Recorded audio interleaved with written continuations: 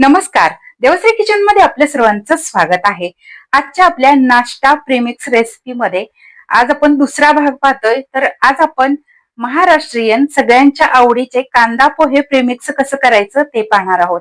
अगदी सोपी रेसिपी आहे. तुम्ही काही मिनिटांमध्ये हे प्रेमिक्स तयार करून घेऊ शकता. आणि सगळ्यात महत्त्वाचं म्हणजे तुमची मुले जर बाहेर हॉस्टेलमध्ये असतील किंवा बाहेर राहत असतील तर त्यांच्यासाठी तुम्ही अशा पद्धतीचं प्रेमिक्स करून देऊ शकता. त्यामुळे मुलं अगदी 5 मिनिटांमध्ये हे प्रेमिक्स पासून पोहे तयार करून खाऊ शकतात. एकदम सोपी रेसिपी आहे. रेसिपी पूर्ण पहा. आवडल्यास लाईक शेअर नक्की करा. त्याचबरोबर कमेंट करून मला नक्की सांगा की ही रेसिपी तुम्हाला कशी वाटली. त्याचबरोबर रेसिपी आवडल्यास चॅनलला सबस्क्राईब करायला विसरू नका. त्याचबरोबर तुम्ही इंस्टाग्रामवरती असाल तर इंस्टाग्रामवरती मला फॉलो करा. चला तर मग वेळ न घालवता रेसिपीला सुरुवात करूया.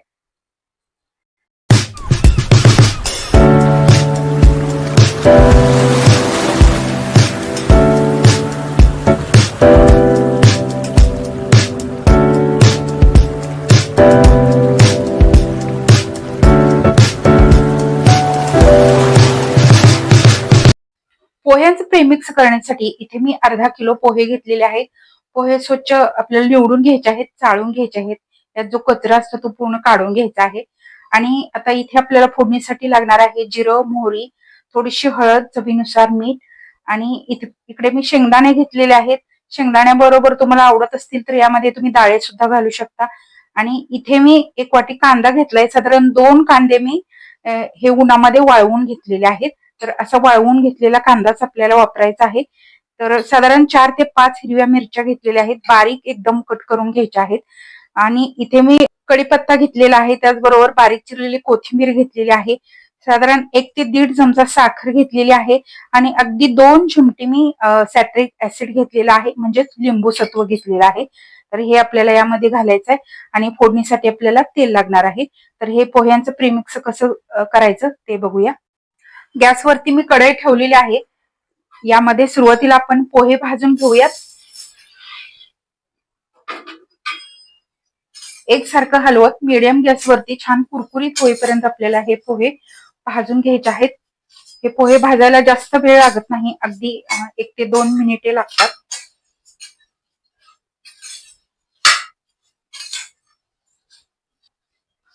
पोहे आपले चांगले भाजलेले आहेत, छान कुरकुरीत झालेले आहेत. आता आपण हे बाजूला काढून घेऊयात. आता याच कढईमध्ये आपण फोडणीसाठी तेल घालूयात. तर तेल आपल्याला साधारण मोठे 4 चमचे घालायचे आहे. तेल गरम झालेलं आहे. आता आपण यामध्ये घालूयात सुरुवातीला शेंगदाणे.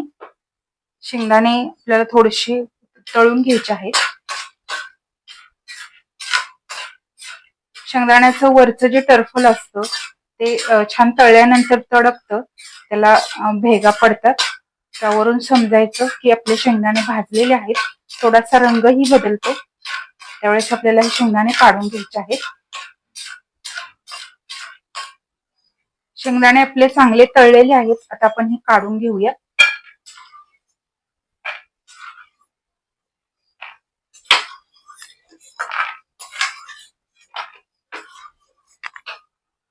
शेंगदाणे तळून झाले की आता यामध्ये मिरची घालायची. मिरची छान कुरकुरीत होईपर्यंत तळून घ्यायची आहे.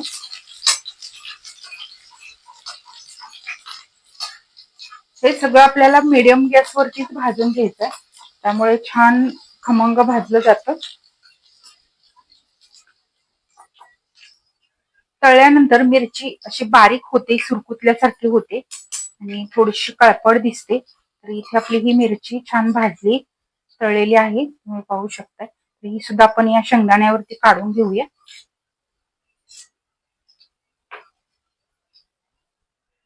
मिरची तळून झाली की आता आपण यामध्ये फोडणी देऊया. तर सुरुवातीला आपल्याला 1 मोठा चमचा मोहरी घालायचा आहे किंवा मसाले डब्यातले 2 चमचे. जिरं घालायचं आहे त्याच प्रमाणामध्ये. कढीपत्ता, त्याचबरोबर कोथिंबीर घालायची. हे सगळं आपल्याला कढीपत्ता आणि कोथिंबीर छान कुरकुरीत होईपर्यंत तळून घ्यायचे आहे.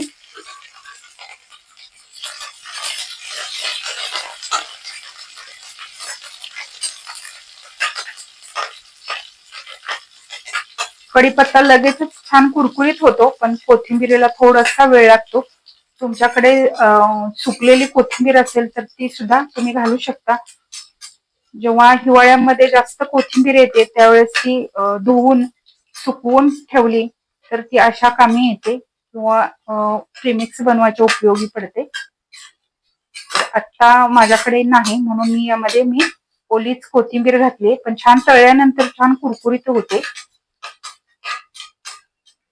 तुम्ही याचा आवाज ऐकू शकता की कोथिंबीर आणि कढीपत्ता छान तळलेला आहे, कुरकुरीत झालेला आहे. आता आपण यामध्ये बाकीचं साहित्य घालूया. तर यामध्ये आता आपल्याला घालायचा आहे हा वाळवून घेतलेला कांदा. तो सुद्धा 1-2 मिनिटे फक्त आपल्याला परतून घ्यायचा आहे. खूप जास्त भाजायची कांदा काहीच गरज नाही, कारण आपण तो सुकवून घेतलेला आहे.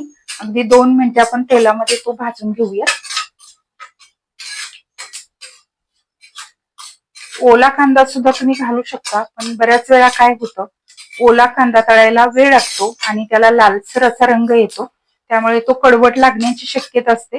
त्यासाठी अशा पद्धतीने आपल्याला हा सुकलेला कांदा यामध्ये घालायचा आहे. आता कांदा आपला छान परतून झालाय. आता यामध्ये आपण घालूया थोडीशी हळद,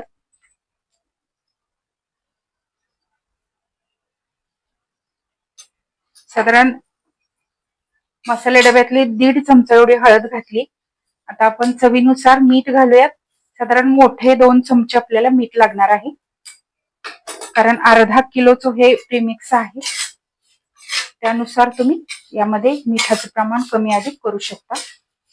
आता यामध्ये आपण तळून घेतलेली हिरवी मिरची आणि शेंगदाणे घालूया.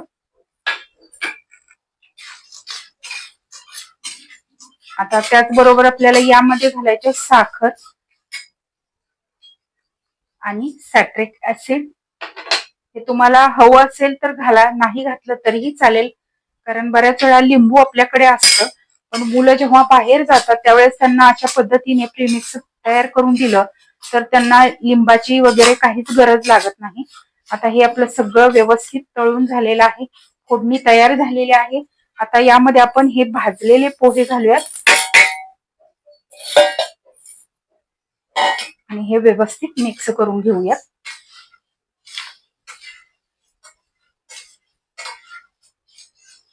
फोडणी करताना गॅस एकदम बारीक ठेवायचा आहे. आता सुद्धा गॅस थोडा वेळ मी चालू ठेवलाय, एकदम बारीक ठेवायचा आहे. मोठा फुल गॅसवरती अजिबात फोडणी करायची नाही, नाहीतर बरेच पदार्थ करपले जातात आणि त्याला वेगळी चव येते.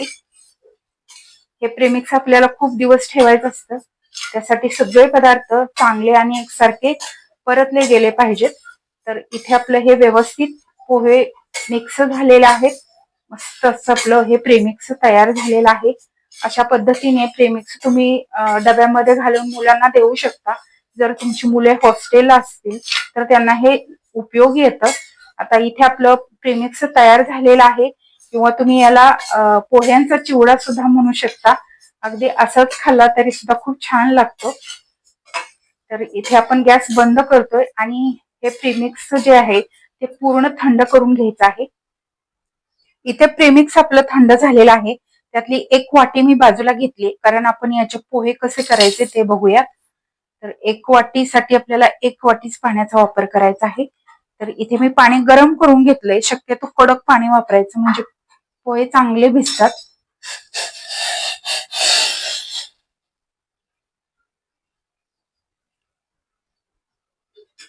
व्यवस्थित मिक्स करून घेऊया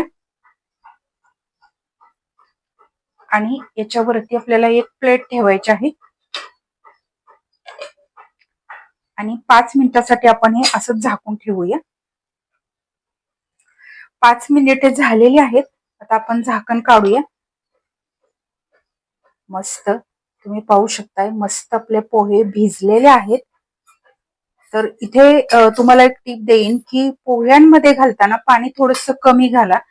म्हणजे बऱ्याच वेळा काय होतं की आपण जेव्हा हे पोहे करतो त्यावेळेस 2 प्रकारचे पोहे असतात. एक तर वातड होतात, नाहीतर एका प्रकार असा आहे की ज्याचे बारीक बारीक तुकडे होतात पोहे गरम केल्यानंतर. त्यामुळे पोह्याचं पाण्याचं जे प्रमाण आहे ते कमी जास्त लागू शकतं. त्यासाठी 1 वाटीसाठी सुरुवातीला तुम्ही 1/4 वाटी एवढंच पाणी घाला. नंतर तुम्ही लागत असेल तर, खूप वातड झालेत असं वाटत असेल तर एक वाटी पाणी घातलं तरी चालेल. तर आता आपण हे पोहे या प्लेटमध्ये काढून घेऊयात. मस्त वास सुद्धा येतोय, एकदम खमंग वास येतोय. अगदी आपण कढईमध्ये जसे पोहे नेहमी करतो अगदी तसाच वास येतोय, कारण त्याच पद्धतीने आपण हे पोहे तयार केलेले आहेत. मस्त तुम्ही पाहू शकताय. वरून थोडीशी कोथिंबीर घालूया.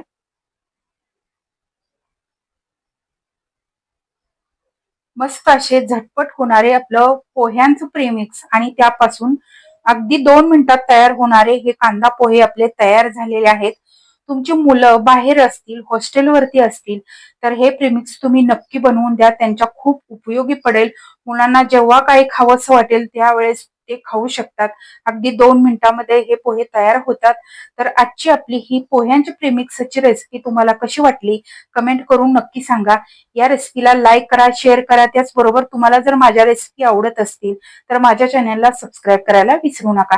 त्याचबरोबर बेल आयकॉनवरती क्लिक करा, म्हणजे मी जेव्हा जेव्हा माझ्या रेसिपी अपलोड करेन तेव्हा तेव्हा सर्वात आधी त्याचे नोटिफिकेशन तुम्हाला मिळेल आणि माझे प्रत्येक नवीन आणि पारंपरिक पद्धतीच्या रेसिपी तुम्हाला पाहता येतील.